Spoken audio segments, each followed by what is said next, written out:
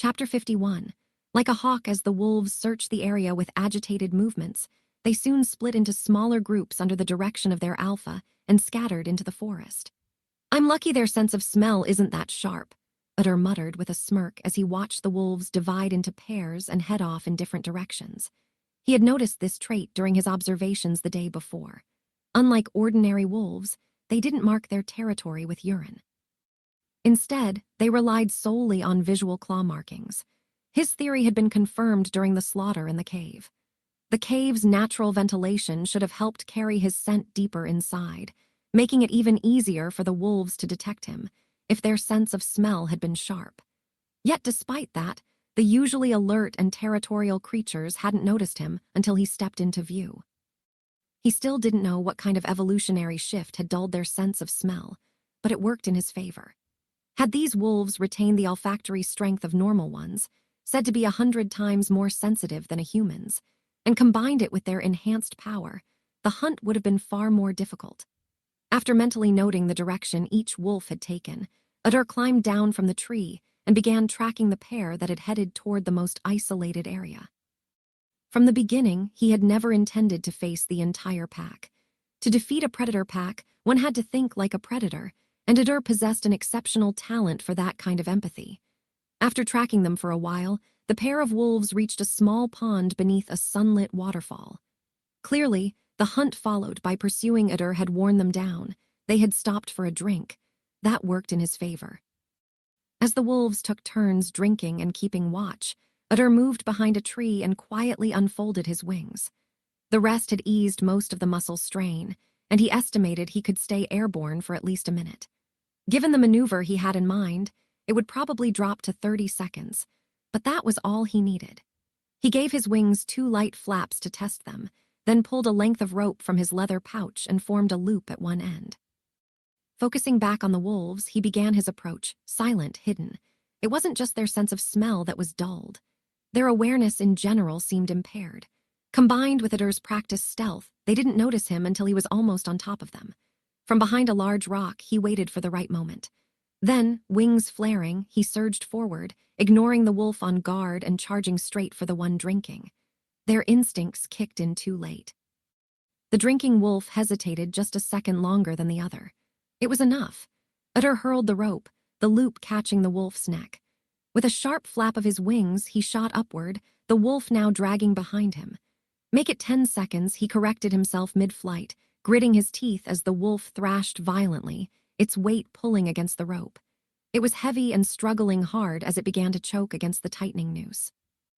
Using every second before his wings gave out, Utter reached a thick branch nearby and perched quickly, tying off the rope around it before his strength failed. "Hoof! That was fun," he muttered with a grin, watching the wolf writhe midair while the other stood below under the tree, snarling and baring its teeth. For a moment, with his wings spread and prey hanging below, he felt like a hawk or something more. The sensation was unfamiliar, and he liked it. The wolf hanging from the rope gradually slowed its movements, its body weakening as it began to lose consciousness from lack of air. Meanwhile, the other one paced anxiously around the base of the tree, but its build made climbing impossible. Utter had already retracted his wings into his back and begun to rest, conserving energy as he prepared for the fight ahead. With his physique, stat now at 20, he could probably handle both wolves, but only if he went all out. And even then, winning without injury seemed unlikely. Unlike the 2 pregnant wolves in the cave, these 2 were in full fighting condition, exhaustion or not. When he had rested enough, Utter reached into his belt pouch and pulled out a kitchen knife. Without hesitation, he hurled it at the wolf circling below. The wolf's reflexes were sharp, far too sharp. It dodged with ease, fluid and precise. But Utter didn't stop there. He kept throwing, emptying the pouch of every knife and fork he had scavenged. The wolf evaded each one effortlessly, its movements practiced and instinctive. But the barrage served its true purpose. It was never meant to kill. It was a distraction. During the assault, a notification appeared, recognizing his throwing talent. Utter ignored it, keeping his full attention on the fight. The moment the last fork left his hand, he leapt from the branch, shield in hand, descending fast. The wolf had just sidestepped the final throw and hadn't expected a direct assault. It reacted too late. By the time Utter landed, he was already braced, shield raised. The wolf lunged, jaws snapping. Utter met the attack head-on, blocking it with the reinforced edge of his small shield. Its fangs clamped down hard on the metal, grinding with force as if biting into solid wood. With the wolf's mouth occupied, Utter struck. His right hand swung the short sword toward its exposed side, but the wolf twisted with surprising speed and avoided the blade by a breath. Utter didn't hesitate. He stepped in, forcing the wolf back with the shield, keeping its jaws busy as he pressed the attack. Slash after slash, each strike aimed at the smallest opening. He had the edge in strength barely and just enough speed to keep up. The wolf was faster and more agile, but Utter's relentless pressure gave it no room to breathe. Every time it tried to retreat, he was already there, shield first, closing the distance. Then it happened. The wolf backed into a tree, its escape cut off. Utter didn't miss the opening. He rammed the shield forward, pinning the beast by the snout, locking its movement. With a final, calculated thrust, he drove the short sword into its throat. The wolf convulsed once, then went still. Chapter 52. Stunning the researchers, Utter pried open the skull of the blood-soaked wolf with the cold precision of a butcher and retrieved the crystal, also receiving a talent recognition for his butchering skill, which he ignored for now. Then he brought down the wolf, still hanging from the tree, and repeated the process. This time, he didn't use the energy crystals immediately. Instead, he sent them directly to his sanctuary. After a short rest and checking his mental timer, seeing he still had time, he set off after another group of wolves. It didn't take long before he locked onto his next target and brought down 2 more using the same strategy. Again, he stored the crystals in his sanctuary without using them.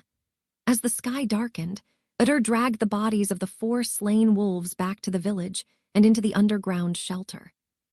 When he returned safe and sound, the villagers, especially Vesha, welcomed him with visible relief. Upon seeing the wolf corpses dragged behind him, their skulls stripped clean, they reacted with a mix of shock and gratitude, thanking him earnestly. If anyone among them still harbored doubts about Utter, they vanished completely after this. Vesha had yet to tell them he was a practitioner, but some villagers had begun to suspect it. No ordinary man could fight and hunt like he did. "Are you okay?" Vesha approached quietly as Utter prepared to lie down and log out, her voice soft, her eyes uncertain. "Yes, I am. Why?" Utter replied with a faint smile, eyes already closing. She hesitated for a moment before speaking. "You look different." She had noticed the changes in his appearance, especially his eyes. What had once been a dark brown now looked even deeper, almost bottomless. And most notably, the dawn raven was no longer around. She added, "Did you perhaps complete your first evolution?" Her tone couldn't hide the excitement behind the question. Utter chuckled. "Yes." Vesha paused, then whispered, "I see." Aside from the calm smile on her face, there was a trace of reverence in her expression. The man she had come to admire over the past few days had now become a true practitioner, someone beyond the ordinary. It didn't just make her happy, it brought her peace. She stood in silence for a moment, watching his logged-out body. His face was still, almost serene, as if untouched by the weight of the world he carried. A faint smile crossed her lips. She lowered her head and whispered, "Rest well, my lord." Serve, obey, sacrifice. As royalty, the doctrine of the Astra Church had shaped her from childhood, carved into her like scripture on stone. She had spent her whole life waiting for the moment she could finally live by those words.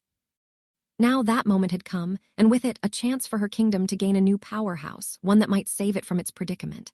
"You!" As Utter rose from the game pod, both the doctor and nurse instinctively took a step back, their eyes fixed on him. "Me!" Utter feigned surprise, fully aware they had noticed the subtle changes in his appearance. It was only natural. These 2 monitored every physical detail of his body daily.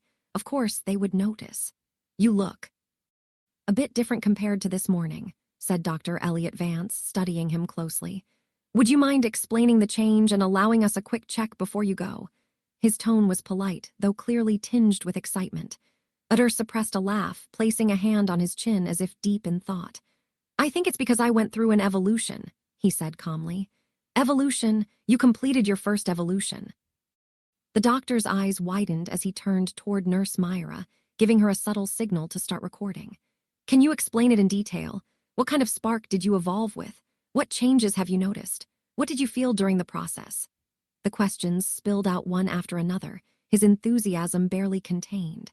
Thanks to other players, they had already gathered some meaningful information about evolution. But Utter was the first one they had encountered who had actually undergone it.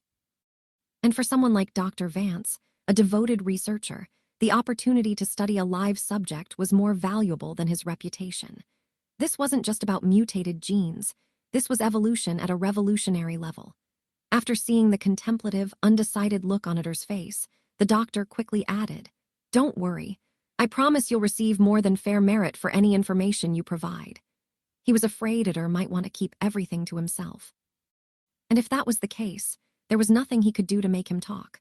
"Well, it's not like I want to keep it a secret," Utter said, making it clear he was willing to cooperate. There was no real reason to hide it anyway. Even if not today, in a few days, other players who had completed their evolution would start to appear, and the information he had now would lose its value overnight, just like a scam coin crashing on the market. The only real question was how much he was willing to reveal. After some thought, he decided to hold back a few details. Most importantly, he didn't mention the wings growing from his back that he could summon at will. Without going into anything related to his personal strength or future advantages, he gave them a general overview of the evolution process and the system changes that followed. He specifically mentioned the sanctuary. "Wow. I really can bring physical objects into this world," Utter said, looking at the purple crystal in his hand with genuine surprise. The doctors, however, weren't just surprised. They were staring at him like they'd lost their minds. Cross-world item transfer had so far been nothing more than a distant theory within the research department. And now that theory had just unfolded before their eyes. Can you wait a little longer?" Dr. Elliot asked, swallowing hard. This was far beyond anything he could process on his own. He turned to Myra and said quickly, "Get someone with proper authority from the research department." He stopped, reconsidered, and then corrected himself. "No, get the entire research team. Notify the lead coordinator immediately. Now." Chapter 53. Neva's concern after speaking with a swarm of lab-coated researchers and sharing only as much detail as he deemed necessary, Utter returned to his room. When he checked his wrist device and profile, the merit he was supposed to receive from the conversation hadn't yet been processed. But something new had appeared in the system. The merit and power rankings have been updated. He quickly opened the merit list and saw JT Ripper at the top with 86 points. Selena White followed in second place, listed under her real name with 41 points. Third was an unfamiliar name with 32 merits. The rest of the list continued with similarly small gaps. In the power rankings, however, his own name was nowhere to be seen. Victor, using the alias Masturbates, held the top position.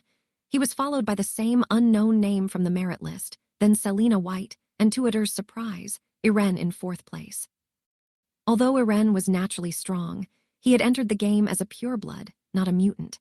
This meant his placement was entirely the result of his progress in the game and how much he had improved his corresponding stats. Of course, the rankings were still new, and many players like Utter likely hadn't registered their powers yet, some perhaps hiding them deliberately. Still, it offered a clear glimpse of how the future rankings might take shape. He then turned on the computer at the desk and gave the forum a quick glance. Players were still speaking casually, careful not to share real information. Next, he opened the shop section, where items could be bought and sold using merit points. Everything imaginable was listed, from basic daily care kits and necessities to brand new cars and even houses in the city's high-end districts. It was clear the government had provided players with every possible incentive, just to motivate them to earn more merit. After a brief search, Utter found what he was looking for. He clicked into a new section displaying weapons and tactical gear.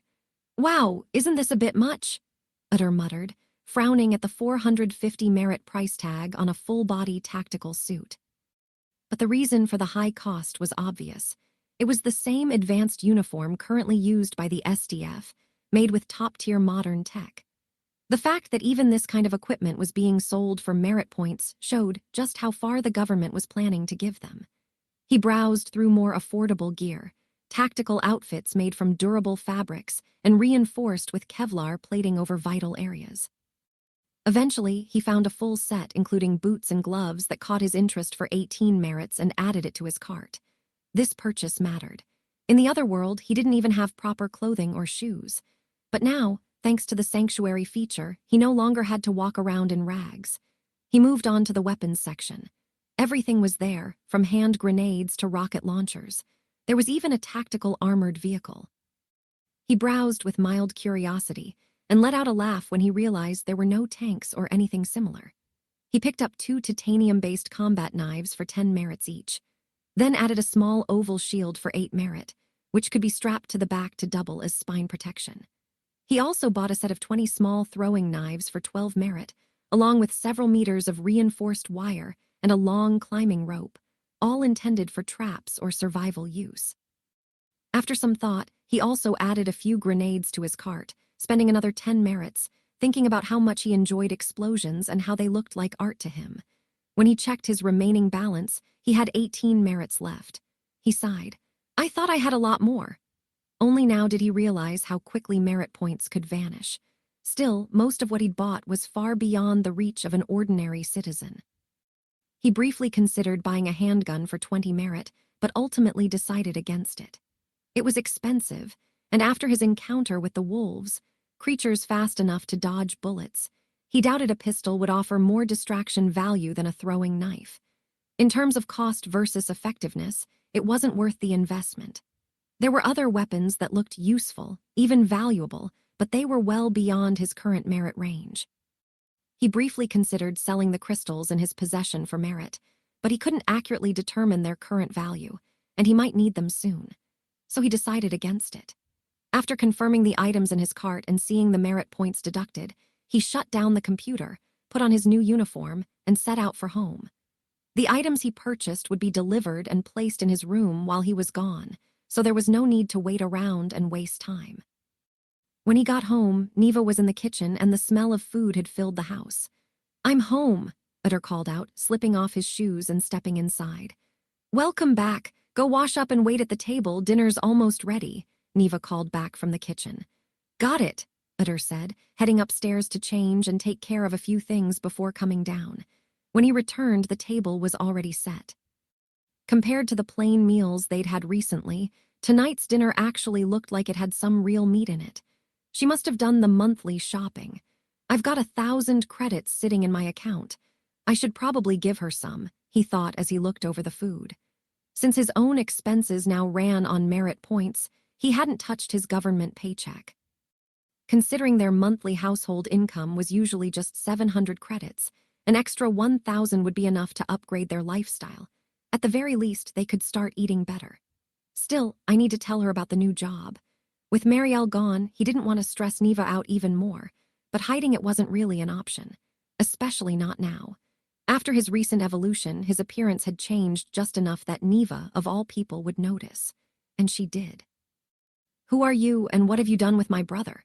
Neva blurted out, freezing mid-step with 2 steaming plates in her hands, eyes wide with disbelief. What?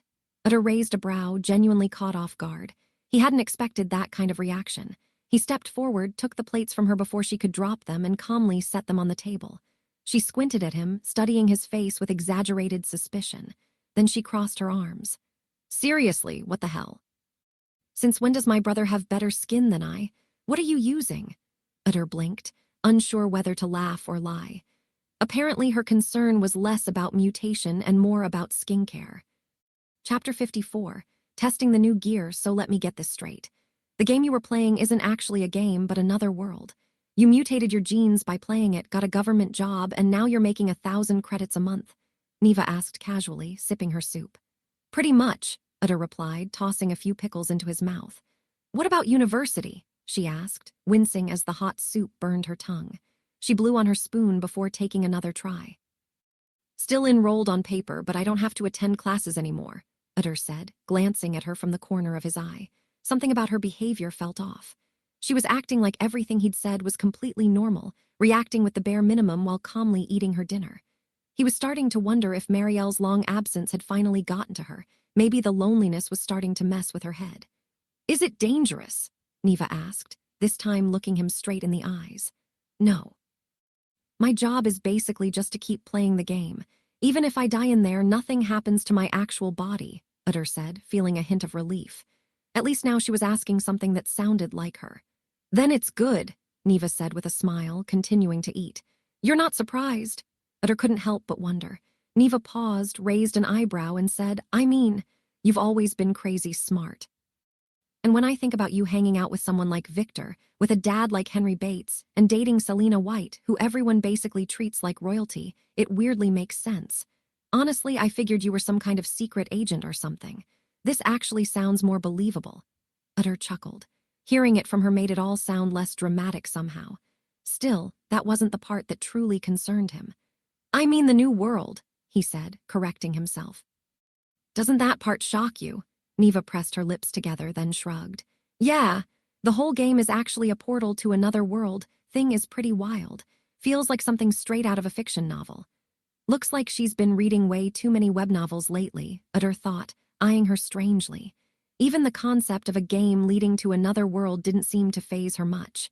Still, it worked in his favor. The fact that his sister was such a nerd, with a warped sense of what's normal, made it easier for her to accept the situation without much resistance. They're also giving me a new status, the kind that lets me take on a surname for all of us, he added. So if you and Marielle want, you'll be able to use the genetic mutation process too. Neva glanced at her brother's smooth skin for a moment, then grinned. When? Well, first I need to collect 100 merits to buy the status, Utter said, remembering it from the shop list while browsing military gear. All right, there's no rush. We can wait for Mom to come back first. I'm pretty sure she'll love the idea of looking a few years younger, Neva laughed. When morning came, with nothing left to hide from his sister, Utter dressed in a simple pair of jeans and sneakers, threw on a black t-shirt and a long-sleeved jacket, and left the house. He also didn't bother to wear a mask or goggles anymore. At the headquarters, the receptionist informed him that the division's name had been finalized. It was now officially called PTF. Player Task Force. Utter didn't understand why they were so adamant about keeping the word player in the title. He didn't think much of it and headed to his room. Since he had requested direct delivery, all the packages had already arrived. They were stacked on the desk in various sizes. He started with a long black box that clearly contained his tactical knives. Inside, 2 long blades were laid side by side in a velvet lining. He picked one up and inspected it. Although they were referred to as knives, they resembled short katanas in shape. Given that katanas didn't exist in this world, it made sense that they had been categorized under tactical knives instead. The blades were metallic, double-edged, and measured 55 centimeters. The handles were wrapped in a black leather grip, designed to prevent slipping and resist sweat. Compared to the standard blades he was used to, these were longer, which suited the kinds of opponents he was now expected to face. His previous fight with the wolves had already proven that short swords worked well in close combat. I think I need to visit the skilled training floor and learn a few sword techniques, Utter muttered. The box also included a harness that allowed the blades to be worn in a cross formation across the back. He found the design practical. He held both blades and ran a few practice swings. They were light and perfectly balanced. Inside a wider box, he found a small, black heater-style shield. It had a secure inner grip and magnetic mounts designed to latch onto the back of his uniform when not in use. From a larger box, he retrieved the uniform and tried it on. It was a full black tactical operations suit, complete with boots and fingerless gloves. The fit was exact, almost as if it had been tailored for him. He had specifically chosen a jacket-style top so he could take it off easily when using his wings. He strapped the blades to his back, mounted the shield over them in a position that kept it accessible, and then loaded grenades, throwing knives, and a thin wire into their designated slots on his belt. A rope was secured to the back of the belt, hanging down without getting in the way. He stepped in front of the full-length mirror and took a look at himself. "Looks like something out of a special ops movie," he said with a smirk, striking a casual pose. With a mask, he figured he would have looked more like a ninja. Chapter 55. The hunt continues. Utter removed his gear, changed into a clean set of blue pajamas and slipped on his Crocs. Then, using a small amount of energy, he sent all the equipment back to Dawn Land. Fortunately, transferring everything in bulk hadn't drained much energy, but when he checked his stat panel and saw it at 0, he couldn't help but frown. He still had 4 level 2 and 10 level 1 energy crystals, enough to regain 5 energy, but he had a feeling energy would become a persistent concern. He tapped his bracelet and opened his profile, noticing a new message. The information he had provided about evolution had earned him exactly 102 merit points. With the remaining 18, his total had now reached 120. I'll wait before spending it, Utter thought. He decided to hold off until Marielle returned and he had a chance to explain everything to her. The merit rankings had also shifted slightly. Despite his recent spending, Utter still sat at the top with 120 points. The third name on the list caught his eye, Irene, now sitting at 108. The others seemed to have used their points, but Irene hadn't spent anything since yesterday, only added more. Utter had a good guess why. A faint smile crossed his lips as he moved on. He skimmed the forums and found a few new posts. Some users had begun mapping their local areas and were offering the maps for sale to the research team. Though the maps were small and lacking in detail, they included positions of the sun and moon, as well as seasonal markers, an interesting touch.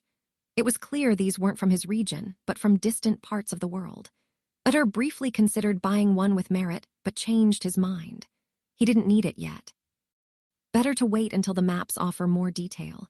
With nothing else to do, he left his room and headed upstairs to the playroom. When he arrived, Dr. Elliot Vance and Nurse Myra were already there, waiting eagerly. Both stood to greet him as he entered. After yesterday's events, Elliot looked especially animated, almost childishly excited. The discoveries around genetic mutation and evolutionary mechanics had clearly stirred up the entire department. After a routine health and condition check, Utter stepped into the game pod. "Enjoy the season, Mr. Utter," Elliot said, smiling. He could hardly imagine what kind of data he might return with next, findings that could push their research even further. Utter opened his eyes in the dimly lit underground shelter. The villagers were already awake, silently waiting for his return. "Welcome back," Vesha said with a smile as she hurried to his side. She offered him a prepared breakfast and gave a brief report. There wasn't much to tell, but she made sure to cover anything he needed to know. Her attitude today struck him as oddly formal. It no longer felt like she was the daughter of a noble from the Veleri kingdom. Instead, she acted as if he were the one with status, and she, his personal servant. Power equals status in this world, Utter thought. He remembered the sermons preached by the Astra churches.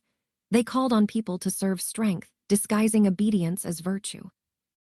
It was a little more than indoctrination, but that wasn't unusual. In every world, intelligent social creatures had always worshipped power. The only thing that changed was how each society chose to define it. After spending some time in the shelter, Utter set out to hunt. But he didn't go after the wolves right away. First, he entered one of the houses and retrieved the gear he had previously stored in Dawn Land. Fortunately, summoning equipment didn't cost energy, only sending it back did. Once fully equipped, he stepped out and made his way toward the wolves' cave. "This is interesting," he muttered, observing the entrance from behind a distant tree. Lying just outside was the Alpha, much larger and stronger than the others. It was the first time he'd seen it waiting beyond the cave itself. After a few minutes, he noticed the cave was empty. The rest of the pack was constantly on the move. Wolves came and went from the forest, each approaching the Alpha briefly, like giving a report, before turning and heading straight back out. It was a behavior Utter hadn't seen before. Clearly, losing half the pack in a single day had forced a shift in their instincts. Their behavior had become more cautious, more coordinated, but that only made things easier for Utter. Now, he could find them scattered across the forest, isolated, one by one. Their senses had dulled for whatever reason, which meant the forest was no longer their natural hunting ground. They might still be strong, but with Utter around, they were no longer the predators here. Utter moved through the forest and soon picked up a track, his first prey. With their numbers reduced, the wolves were no longer moving in pairs. They were alone now, worn down by the deaths of their kin and the pressure from their Alpha to hunt for the culprit without rest. Utter didn't bother with strategy. He reached over his shoulder and drew both tactical knives with a deliberate motion, then approached the wolf with steady steps. "You'll be my first target to test these blades," he said, twirling the long knives once in his hands before lunging forward. The wolf, though exhausted, still had its reflexes. It dodged the stab from Utter's right blade and barely avoided the left-hand swing, escaping with only a shallow cut. I should raise my will stat before facing the Alpha, Utter thought mid-fight, already planning ahead. He didn't give the wolf a chance to counter. With relentless, precise strikes, he drove it back, wearing it down over several minutes until it was pinned. Then, with a quick slash to the throat, he ended it, blood spilling as the body collapsed. The blades were razor-sharp, just the way he liked them. As the wolf twitched in its final moments, Utter wiped his blades clean and slid them back into place. He then drew a throwing knife from his belt and pried the energy crystal from the wolf's skull. Before moving on to his next target, he consumed 2 level 2 crystals from Dawn Land, along with the one he had just harvested, bringing his energy back up to 3. He opened the system log and registered 3 newly acquired talents. Talent recognition. Throwing LV1, confirmed. Talent has been identified based on consistent use of accurate, mid-range projectile attacks. Talent recognition. Butchering LV1, confirmed. Talent has been identified based on repeated dismantling of carcasses with precision and efficiency. Talent recognition. Tactic LV1, confirmed. Talent has been identified based on demonstrated ability to observe, plan, and exploit behavioral patterns in combat. Proceed with registration to the status panel. Cost: 1 energy per talent, reward. 1 free stat point per talent, then he allocated his newly gained stat point to will. With this boost, the wolves' reflexes would be a little less of a nuisance. Chapter 56, Unseen Defeat Physique, 20 will, 6 right arrow 9 resilience, 5 sense, 4 as Utter checked his stats, he could feel the change in his body. The will stat worked its wonders once again. It felt as if every cell in his body had awakened, all urging him to move. The rustling leaves, the insects crawling on the ground, the drifting clouds above, everything around him seemed to resonate with his motion. He felt as though he was beginning to understand the rhythm behind it all. Even the smallest movement carried intention. It was like upgrading his brain from human OS 1 to 2, a revolutionary shift that delivered maximum efficiency with minimal effort. He paused for a moment to savor the sensation, then continued his hunt. This time, he was faster. One by one, he tracked down wolves and took them out. Unless he launched a surprise attack, the wolves' reflexes still let them dodge his first strike. But the more accustomed he grew to his blades, the more lethal his follow-up became. By the second strike, most couldn't recover. When he found the 8th and final wolf of the day, he didn't go in for the kill. Instead, he wore it down with precise attacks, injuring it just enough to incapacitate it. Then he tied it up with a rope from his belt and hid it beneath a tree. With that done, only one target remained: the boss, the alpha wolf. When he reached the cave, the alpha was still lying outside, basking in the sunlight. It looked calm, almost indifferent to its surroundings. But Utter didn't take it for carelessness. This wolf was different and clearly far stronger. Rushing in wouldn't work this time. He needed a plan. He rigged the area with thin wire and a few grenades from his bag, precautions in case a retreat became necessary. The system registered his actions. Talent recognition. Trapper LV1, confirmed. Utter chose to register it. He consumed one of the 8 level 2 crystals he'd stored in Dawn Land, gaining 1 energy and earning a free stat point, which he allocated to resilience. It would improve his odds of surviving if things went sideways. Once preparations were done, he began approaching the alpha. Just like with the previous alpha, his aim was to strike first and gain the upper hand. Even if the attack didn't land cleanly, acting first could shift the momentum in his favor. But as he closed the gap, something unexpected happened. What the hell? His vision suddenly blurred. There were barely 4 or 5 meters between them, but it felt like he had gone nearsighted in an instant. The glare from the sun fractured strangely in his eyes, as if distorted by astigmatism. Caught off guard, Utter decided to retreat. But then something else hit him, something worse. It wasn't just his sight. His hearing, sense of smell, everything was gone. His awareness dulled all at once, and in that disoriented state, he stepped on a dry branch. Crack! Oh shit! He muttered, watching as the alpha wolf's ears perked up and its head snapped in his direction. He turned to flee. But after just a few steps, a sharp, crushing force slammed into his back, sending him flying into a nearby tree. He hit the trunk hard and crashed to the ground. 2 rough coughs left his throat, and Utter forced his breathing back into rhythm. Blood pooled at the corners of his lips as he raised his head, blinking through the blur. "What the fuck is this? Are you a spark?" he muttered, confused. Each step the creature took seemed to unravel his senses further. Vision dulled, sounds faded, smells vanished. It was as if the world was being turned down around him. And yet the system gave no warning. No spark detected, no notification, nothing.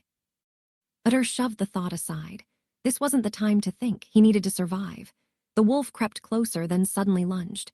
Utter reacted instantly. His arm swung back, ripping the shield from his back just in time to intercept the beast. Metal clanged against teeth. Sparks burst from the impact.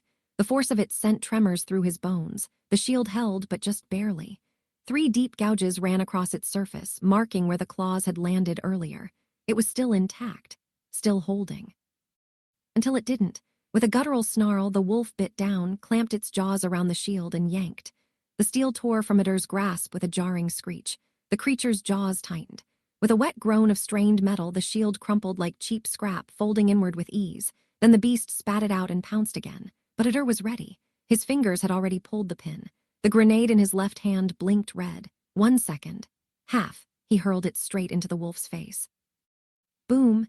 The explosion lit up the forest. A wave of heat and pressure slammed into him, and his body launched backward, his spine crashing into the trunk of the thick tree. Bark cracked. Air fled his lungs. He dropped to the ground like a rag doll. Pain shot through his arms as he shielded himself from the explosion. His right forearm was torn open, skin and cloth shredded to reveal exposed bone. His hand was completely useless. He clenched his jaw. The smoke was thick, dust rising in columns. Through it, he squinted, trying to see, and then he saw it. "You fucking monster," he whispered. It was the first time Utter had ever called something else a monster. The wolf's head emerged from the cloud. Its left side was untouched, having turned away just in time, but the right was a mess. Skin and flesh were gone, its eye was missing. Only a bloody skull remained, and yet it moved without hesitation. It lunged again. Utter dove sideways. Crash. A tree behind him split down the middle as claws tore through it like paper. The creature had missed him by inches. His ears were ringing. His eyes are still unfocused. The closer the wolf came, the more his senses collapsed. He couldn't even tell which way to run. But his body moved on instinct. He pushed himself up and sprinted into the woods. Leaves whipped past his face. Branches clawed at his skin. Just as he sensed a threat closing in behind him, he turned slightly, just enough to raise what was left of his right arm. The wolf's jaws locked onto it, crushing bone as if it were paper. It thrashed him like a rag doll, then flung him through the air. His body flew, crashing into the underbrush. The only reason he escaped was that his arm had been torn off entirely. He rolled, coughed, spat blood. His shoulder was bleeding out fast. "Fuck! Fuck!" he gasped, dragging himself to his feet. No time to stop. No time to think. He ran. The further he got, the clearer his senses became. Sounds returned. His vision stabilized. The trees weren't just shapes anymore, they were paths, escape routes. Up ahead, he spotted one of his traps, a thin wire stretched between 2 trees. He ducked under it just in time. A second later, the wolf lunged again. The wire caught its face but snapped instantly, leaving only a shallow cut. Still, it bought Utter a precious second, enough to shrug off his jacket. He braced himself as his wings unfurled. The moment they reached full span, he flapped hard, trying to lift off. It was his only chance to escape the tank-like beast barreling after him, but it failed. Just as he left the ground, a sharp pain tore through his left wing. The wolf had leapt and bitten into it, crushing the bones with a sickening crunch. Flesh tore as it ripped out a chunk. Utter realized the wing was crippled. Flight was impossible. So he flapped again, not to ascend, but to boost his speed. He rushed toward another trap. This one was different. The wire wasn't anchored to trees, but connected to 2 grenades, each with its timer nearly expired. Even if it didn't kill the wolf, it just needed to buy enough time. Thanks to the burst of speed from his wings, Utter managed to outrun the beast just long enough to lead it into the trap. Boom! The explosion hurled Utter forward.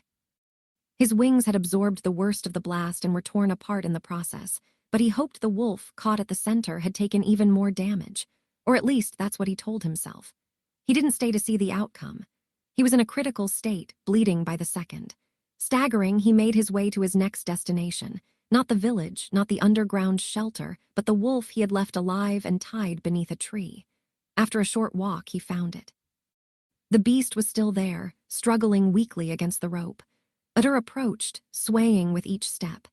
It had been his final preparation in case something went wrong during the fight with the Alpha, and now he was glad he'd made that choice. Chapter 57.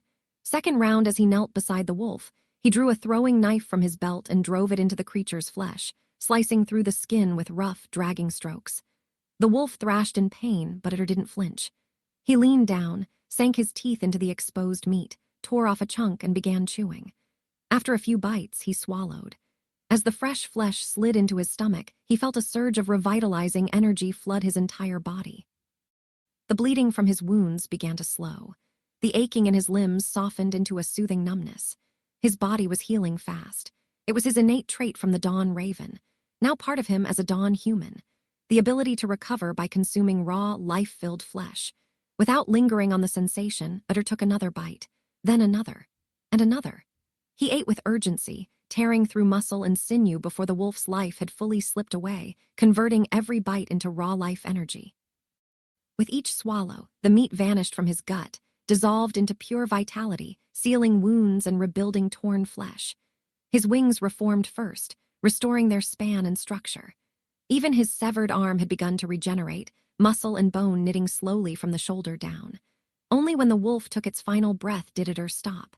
His wings were fully restored. His body bore no visible injuries, except for his arm, still missing everything below the bicep. He figured he'd need a few more meals like this to recover it completely. Just as the thought crossed his mind, a crack echoed from the trees nearby. Then came the familiar haze, the dulling of his senses. Without hesitation, Utter launched himself into the sky. At that exact moment, the alpha wolf lunged at where he had just stood, missing him by the blink of an eye. "You damn Terminator," Utter chuckled, watching the wolf's mangled body from above. Its face, already half gone from before, had now been joined by fresh damage.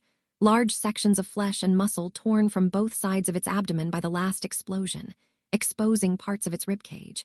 Its right hind leg looked nearly obliterated, twisted, and shredded beyond use. And yet the stubborn beast kept moving, staggering forward like some undead monster. "Ready for round 2, Utter grinned, pulling a throwing knife from his belt and launching it toward the wolf. From the sky, he had the clear advantage, but his body was already worn down and he couldn't maintain flight for much longer. So he had to finish it fast. The wolf managed to dodge the knife, barely, but even that motion told Utter everything he needed. He noted the delay in its steps, especially the drag from its injured hind leg. That was its weak point. He drew 2 more throwing knives. The first missed as the wolf dodged again, but unable to fully maneuver with its damaged hind leg. The second struck cleanly, burying itself into the side of its skull. It didn't go in deep, but it was enough. Without pausing, Utter drew 2 more knives and hurled them in rapid succession. The wolf avoided the first, but the second struck the same spot as before, slamming into the embedded blade and driving it deeper, this time into the brain. The beast staggered. Then, after a brief, trembling pause, it collapsed. Utter hovered a while longer, watching closely. Once he was certain the creature was truly dead, he began to descend slowly, cautiously. But the moment he drew closer, that familiar dulling of his senses returned. He immediately pulled back and rose higher again. "You've got to be kidding me!" Still not dead. The wolf looked lifeless, completely still. And yet the oppressive effect it had on him remained. He kept his distance, circling above with sharp, measured eyes. After several tense seconds, the reason revealed itself. From the dead wolf's ear, a black worm roughly the size of 2 fingers slowly slithered out. It writhed across the ground, its oily skin gleaming under the sunlight like polished obsidian. And just then, as if to confirm what had been gnawing at the back of his mind all along, a system message appeared before his eyes. Spark detected name, null maggot path, nether rank, 2 ability senses fade/flesh fortify description. Null maggots are typically found in areas densely populated with living creatures. On their own, they are weak and defenseless, too small to fight or flee. To survive, they seek out powerful predators and burrow into their brains, embedding themselves deep within the host. From there, they slowly gnaw away at the creature's senses and spirit, feeding off its vitality. Ability, senses fade/flesh fortify. Null maggots possess 2 abilities that ensure their survival and make them truly feared. Using their first ability, sense fade, they dull the target's perception, making it difficult for the victim to notice their presence. This allows the maggot to slip into the body through a soft tissue opening and burrow its way into the brain. Once embedded, they activate flesh fortify, enhancing the host's muscle mass and overall physical attributes. The host becomes significantly more durable, and even those nearby may experience a minor physical boost. This evolution grants the host enough strength to defend both itself and the parasite within. Holy! It's really a rank 2 spark, Utter muttered in disbelief as he landed and cautiously approached the worm. This thing had nearly killed him. The closer he got, the more his senses dulled. By the time he picked it up, his vision had nearly faded, and his sense of touch was almost entirely gone. But that didn't matter. In this state, he knew it was harmless, at least as long as it stayed limp and motionless between his fingers. And sure enough, the system message he'd been waiting for appeared moments later. You have captured a rank 2 spark. Begin subduing process. Cost: 100 energy. Unlike before with the Dawn Raven, this time the system didn't ask whether he wanted to undergo evolution. It asked if he wanted to subdue the spark. That could mean only one thing. If he subdued it, the spark would be sent to Dawn Land, and he would be able to use its powers as if they were his own. Of course, he couldn't use the ability that required entering a host and enhancing its body. But Sense Fade was usable, and in battle it could be a decisive advantage. The only issue was the energy cost. It was very high, but worth it. Chapter 58, Null Maggot. Now what should I do with this? Utter muttered, eyeing the null maggot. His vision was still blurry, but his thoughts were sharp. He didn't have enough energy to subdue it yet, but keeping it in his pocket wasn't an option either. Can I transfer it to the Dawn Land without subduing it? The thought crossed his mind after a moment. He doubted it. The Dawn Land existed to hold subdued sparks after all. Still, it was worth trying. He set the maggot down at a safe distance, somewhere its presence wouldn't affect him, then retrieved the energy crystals embedded in the skulls of the 2 wolves. Strangely, the Alpha had 2-level crystals instead of 1, an unexpected but welcome bonus. With that, he now had 10 level 2 crystals and 10 level 1s. Without hesitation, he tossed one into his mouth, refilling a single point of energy. Then he picked the maggot back up and attempted to send it to the Dawn Land. Focusing, he directed his energy into the spark and watched as a transparent layer of energy wrapped around it. But after a few seconds, the glow receded, fading into nothing. As he suspected, the Dawn Land couldn't accept a spark that hadn't been subdued. But it wasn't a total failure. The moment his energy wrapped around the maggot, the sensory pressure it had been emitting vanished, and even when he withdrew his energy, the pressure didn't return. It was as if the spark had been drained of its power. This result works too. I can carry it like this, Utter said, satisfied, and took a closer look now that his senses had fully returned. It was encased in a smooth, pitch-black shell that resembled hardened obsidian. It was so dark it looked like light itself couldn't touch it. There were no eyes, limbs, or ridges, just a seamless body, as if it had been forged in a workshop rather than born. It looked less like a living creature, and more like a decorative relic made of black iron. After slipping the maggot into his pocket, Utter gathered the throwing knives scattered around the area.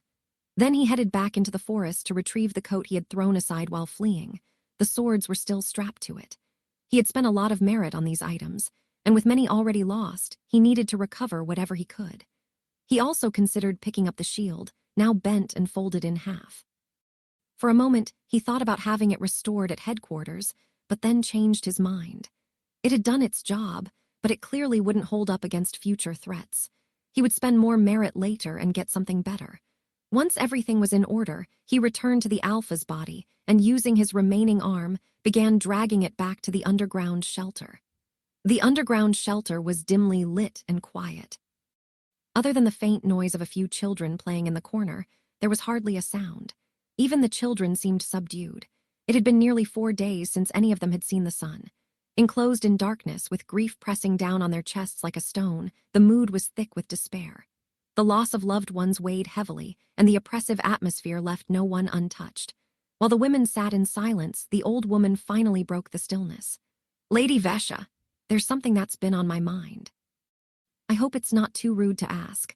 Vesha, seated beside her, gave a small smile and turned to face her. "Sure, Grandma." The boy, the old woman hesitated, then continued. "He's a practitioner, isn't he?" At once the room shifted. Eyes turned. Even the children stopped what they were doing. Vesha hadn't told the villagers the truth about it, or she kept it quiet, knowing that the knowledge would bring them more fear than comfort. The threat of a rank 4 spark wasn't just local news anymore. Nearby villages and even other kingdoms were aware. Everyone knew most of the kingdom's practitioners had died trying to stop it. Only 4 remained, and all of them were focused on halting that disaster. If they found out that one of the remaining practitioners had come all the way to a small, insignificant village like this, they wouldn't see it as a sign of hope. They would take it as proof that the rank 4 spark couldn't be stopped and that the kingdom had already given up. Vesha took a quiet breath. Yes, he is. The villagers weren't fools. Even if no one had said it aloud, the truth was clear. A lone boy facing down a wolf pack that had overpowered an entire village of men, there was only one explanation. Her little secret hadn't lasted long. I thought so, the old woman said with a slow nod. Then her voice dropped a little. So, does that mean the kingdom's a lost cause? A new tension swept through the room. Even if the village were saved, even if the wolves were gone, with a rank 4 spark still roaming free, their survival would feel fragile at best. No, don't worry, Vesha said gently, taking the old woman's trembling hand in hers. He's not from the kingdom. But the woman's hands only trembled harder. Her eyes, wide with fear, locked onto Vesha. Then who is he? Vesha immediately understood her fear and offered a calm reassurance. He's not from the kingdom, but he's still an astropath practitioner. That was the second reason Vesha hadn't mentioned Adur being a practitioner. She had only confirmed it herself yesterday, after his evolution with the Dawn Raven. Not all practitioners were the same, especially those on the Nether Path, who were often known for their cruelty and bloodstained deeds. I see, the old woman whispered. The relief in the room was palpable. Shoulders loosened. The old woman's eyes welled with tears and a few slipped down her cheeks as she spoke again. Even if we spent the rest of our lives trying, she murmured, we'd never be able to repay them, would we? No one answered. They didn't need to. Everyone in the room already knew the truth. Astropath practitioners had only one defining trait, their love for life. That was why so many had given their lives for the kingdom, not for honor, not for reward, but because they believed it was worth it. That was also why Vesha had suspected Adur was an astropath practitioner from the beginning. He had saved her life. He had cared for her for days as she recovered. And after what happened with the Dawn Raven, her doubts vanished completely. She knew practitioners couldn't use sparks that didn't belong to their own path. While the women spoke, letting out their despair through quiet conversation, a knock echoed through the shelter door. This must be him, Vesha said, rising quickly. A few others stood with her and hurried toward the entrance to greet the one they had been desperately waiting for. A description of the 4 paths is included at the end of the chapter, in case you'd like to refresh your memory. Chapter 59. Dramatic exit. The last light of dusk slipped through the gap, illuminating Vesha's face first. She was smiling, relieved, even peaceful. Welcome back, she said gently, her voice carrying into the quiet shelter. But the moment she saw him clearly, her smile faltered. Her eyes widened and the breath caught in her throat. Adur stood before them, calm and silent. His hair, tousled by the wind, was streaked with dust and dried blood. Behind him, the massive corpse of a wolf lay motionless. Is that? The old woman stepped forward, moving past the others.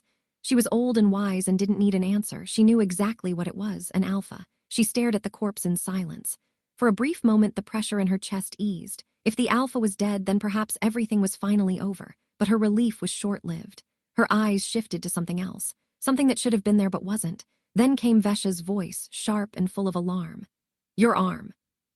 She rushed forward, panic rising in her expression, stopping only when she reached him. It's fine, Adur said, offering a tired smile. His teeth were still stained with blood. That was the last one. He drew in a shallow breath. Hold me, I need to sleep. Before Vesha could say anything, his legs gave out and he collapsed into her arms. Udur's senses returned as he slowly came to inside the gaming pod. He had spent more time in the game than he intended, especially while gathering his weapons. It was almost dinner time, so he chose to log out quickly. Still, he couldn't resist adding a bit of drama to his exit. He hadn't expected much from the scene he left behind, but the idea amused him. The hero, after saving an entire village, collapses into the arms of a beautiful woman. Udur chuckled at the thought. It was ridiculous but entertaining. The same faces greeted him, the doctor and the nurse, both wearing expectant expressions. But this time, Udur had nothing to offer. He let their disappointment hang in the air and quietly returned to his room. As he changed into his regular clothes, he caught a glimpse of himself in the mirror. Since the evolution, his muscles looked more defined, and according to the doctor's measurements, he had grown 2 centimeters taller. That was an interesting improvement. If evolution could increase his height, maybe for the first time in his life, he could actually be considered tall. His arm appeared completely fine, unlike the state of his avatar in the other world, and there wasn't a single scar on his body. It was almost absurd, as if the near-death battle he had just gone through had been nothing more than a bad joke. Checking the time, he realized he didn't have much left. He needed to get back before Neva started to worry. Moving quickly, he opened his computer. From the 120 merits he had, he spent 50 on a slightly sturdier shield than his previous one. He also picked up some wire, a few grenades, and a couple of flash bombs, and restocked his throwing knives to replace the gear he had lost in the forest. Once his inventory was fully replenished, he shut the computer, requested a driver from reception, and headed home. "I've decided to choose military engineering as my major," Neva said suddenly as she ate. Her blue eyes looked calm, but beneath the surface there was a quiet determination. Utter paused mid-bite and raised an eyebrow. "Really? You were planning to be a nurse. You can even be a doctor after we get status, right?" The shift surprised him. He wasn't going to talk her out of it. Whatever she chose, he'd support her, but he was curious about what had changed her mind.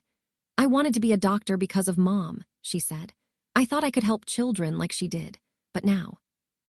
"I want to help you," Utter blinked. "Help me?" Neva nodded, her gaze steady.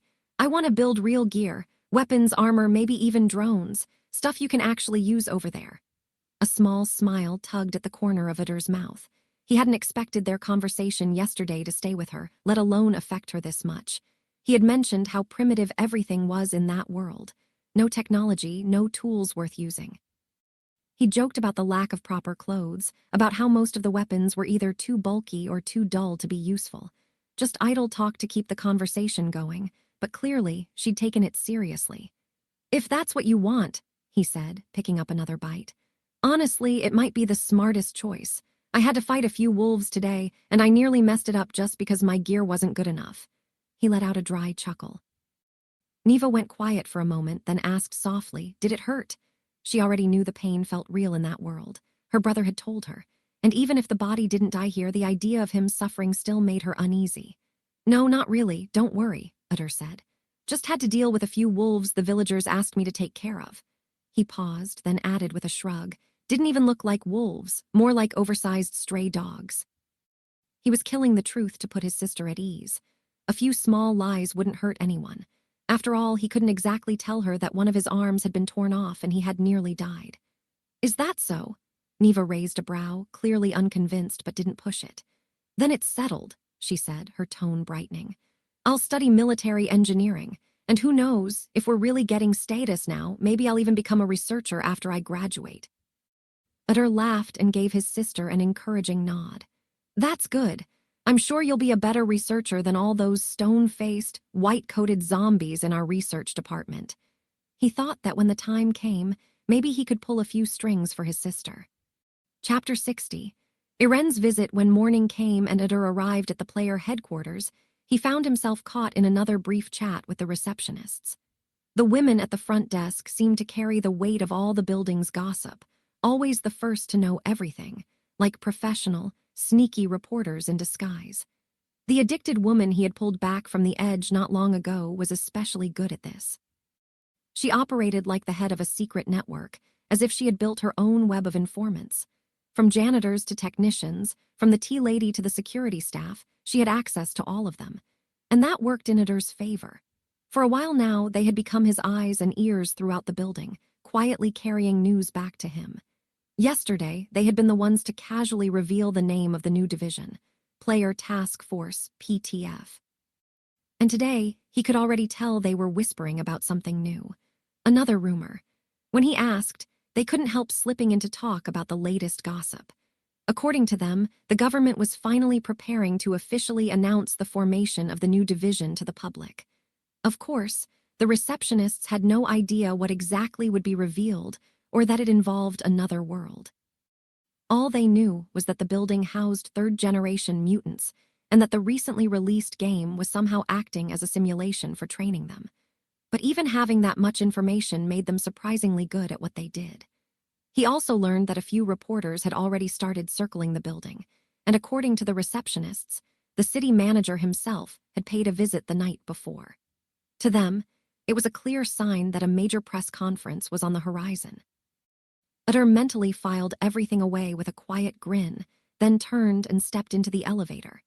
These bits of information might have seemed small or useless on the surface, but when viewed as part of the bigger picture, they painted a clear warning of the chaos to come.